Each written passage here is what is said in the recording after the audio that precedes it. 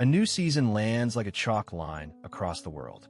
The first breath of Hermitcraft 11 episode 1 arrives with a question. What do you do when every door is open and every path leads to another choice? A fresh map, a blank horizon, and a promise that this is not just a game reset, but a test of how you think while you build. The moment you log in, you feel the gravity of learning itself. Not just how to mine, but how to approach a world that asks you who you want to become block by block. In this episode, the AIM ISNT spectacle for its own sake. It's a complete tutorial crafted to feel human, approachable, and rigorous at once. You'll hear the steps as if you're listening to a patient guide who believes that clarity is a kind of craft. We start at spawn, where every decision has consequence, and we move toward a living, breathing base that holds your curiosity like a quiet flame. The goal is elegant simplicity, learn by doing, but learn with intention so the doing becomes a habit you carry into every other build. Even when the screen is full of danger, the world wakes under a pale sunrise, and the first decision sits on the horizon, what to gather first. You reach for wood not as a trophy, but as a language of possibility.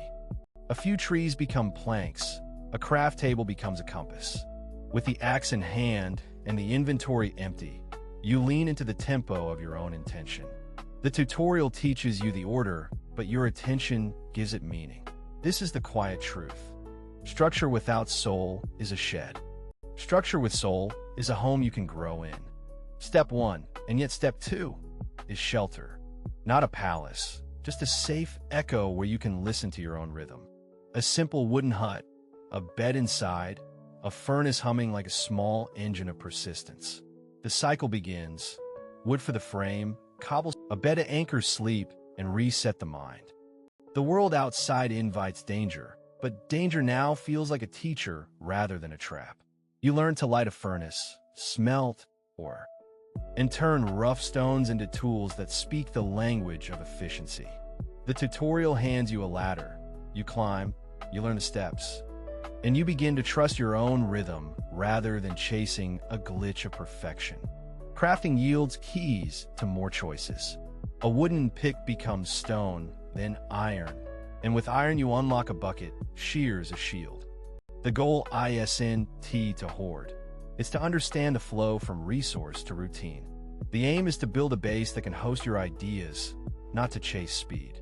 The joy of a first furnace is the certainty that you can transform raw potential into something usable. The tutorial is a map, not a jailer. In the village of imagination, farming is not merely calories. It's a philosophy of continuity. A seed in the ground becomes a promise that even when you're away, something you planted grows forward. So you lay down a simple farm wheat or carrots. A fence to keep the animals honest. A little water that keeps the soil alive. It's a quiet ritual. Tend, harvest, store, repeat. The rhythm teaches patience and the virtue of small, consistent gains over sweeping, unsustainable triumphs. The garden becomes a mirror for your attention.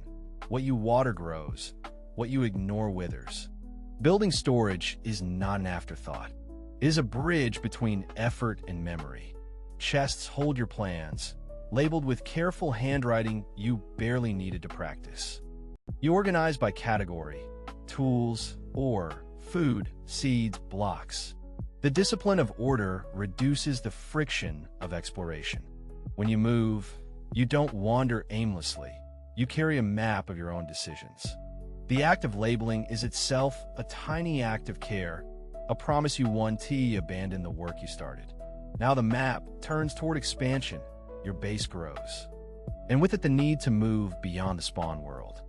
The tutorial begins to open doors you didn't realize existed. Mining becomes a chosen way of seeing the earth, the seam of or beneath the layer cake. The trick of lighting a tunnel so mobs stay away and your path stays clear. You learn to watch the tunnel's geometry, to place torches at regular intervals so the ceiling doesn't surprise you with a sudden drop. You learn to store iron carefully, to craft an anvil, to merge ideas in new ways, to repair and upgrade tools rather than discard them. The discipline of mining becomes a meditation on patience. You walk the dark with a purpose, not with fear. Through the early game, you test farms that yield recurring harvests. You test routes that connect your base to nearby biomes. You test villagers if the server allows. The complete tutorial is a roadmap, but the landscape is alive with potential. It invites you to adapt. Should you channel rivers for irrigation? Or should you leave water where the deer of your fantasy map would walk? The tutorial respects flexibility, because real progress doesn't happen by protocol alone. It happens when curiosity is allowed to revise the plan. You start to see that efficiency and wonder aren't enemies, they're teammates. Yet there is a twist baked into the episode's core. A complete tutorial can tell you what to build, how to gather, when to go mining, and where to place your crops. It cannot tell you which corners of your mind you'll explore next, or which friendships you'll forge with fellow hermits as you cross paths in the grid of blocks. The tutorial gives you a structure, a scaffold, a way to measure but the heart of Hermitcraft is not a single blueprint. It is a conversation between your choices and the world's moods. The tutorial is the first chapter in a conversation that never truly ends. So the turning point emerges as a question rather than a conquest. When the interface fades and the map becomes a memory, what remains of the fresh start? It's not about erasing the past in your world or in your thoughts. It's about choosing the stories you want to carry forward. The house you built stands as a testament to a decision. Beginnings matter, but endings don't declare your character. The choices you make after the starting line do. In other words, the tutorial is a compass, not a prison. The episode does more than show a set of recipes. It models a habit. It invites you to pace yourself, to narrate your own progress in your head as you place a block, label a chest, place a slab to stage the future. The mind learns to optimize without sacrificing wonder. The sun climbs. You listen to the creak of timber. You notice the subtle glow of lava pockets that remind you to keep your distance and think ahead.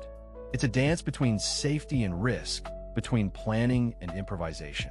You begin to separate the act of building from the need to prove yourself. You build because the process itself is a form of thinking. By design, the tutorial is complete yet incomplete, as all meaningful learning is. It covers essentials, tools, shelter, food, mining, farming, storage, and basic defense enough to survive and flourish. It also leaves space for experimentation. A single redstone contraption you try just because it feels clever. A secret tunnel you discover while mining that becomes a shortcut for future ventures. The episode does not demand conformity. It celebrates personal tinkering within a shared world. You begin to understand that mastery is a spectrum. You can be practical, precise, thoughtful, and still leave room for the playful. Imperfect flourish that makes a world feel alive. And then comes the closing reflection. A fresh start. Each decision creates a new vector, a new horizon you can chase or abandon. In Hermitcraft 11 Episode 1, the tutorial sits like a quiet mentor at the edge of your screen, offering clarity without coercion. It shows you the psychology of beginnings, where to place your first bed, how to think about space, how to trade with neighbors, how to plan a route that respects both efficiency and beauty. It demonstrates that the art of starting well is a practice, not a performance. The message lands with a gentle but persistent force. You don't need to master every technique to feel ownership of a world. You need to master the one technique that matters most: how to start with intention. From there, the rest unfolds as a series of deliberate choices, each one revealing a little more about who you are when you're allowed to shape a landscape block by block. The tutorial becomes a mirror. You see yourself in the rhythm of placing, listening, adjusting, and learning to stay curious. So if you're watching episode 1 with a notebook brain and a builder's heart, you're not merely learning a game. You're learning a method for thinking in time. You're learning how to respect the rhythm of a world that rewards preparation, patience, and creative constraints. The tutorial gives you a map, Your curiosity gives you the courage to walk it. In that exchange lies the real magic of a fresh start. It is less about what you achieve and more about how you approach the possibility of starting again. The road ahead is long, and the map remains generous. The world stays open, and your story begins to write itself in real time as you place the next block. Welcome to Hermitcraft 11, Episode 1, Fresh Start. The tutorial is complete in the sense that every essential step is shown. Every fundamental decision is examined, and every moment invites you to think deeper about what you want to build, who you want to become, and what you want to learn about yourself as you navigate the manifold possibilities of a shared, blocky universe. If this is your invitation, lean into it. The day's first light is yours to shape. What will you choose to hold onto from this starting line? What patterns will you replace with better ones as you grow? The fresh start is not a destination. It's a method, a mindset, a sequence you can repeat with every new horizon. And the most powerful part of Episode 1 is this. The tutorial doesn't pretend to be perfect. It asks you to stay curious, to test your limits, and to keep showing up with intention as you learn to turn a set of blocks into a life you've chosen to live. As you close the episode's window, you may feel a familiar pull, the urge to create a new beginning with even more care, a deeper map, and a quieter surrender to the world's unpredictable beauty. That is the point. A complete tutorial isn't a guarantee of mastery. It's a doorway to mastery made possible by your attention, your questions, and your willingness to begin again. The screen dims. The server hums in the background. And the first chapter ends with a question you'll carry forward. What kind of world do you want to inhabit? And what kind of mind will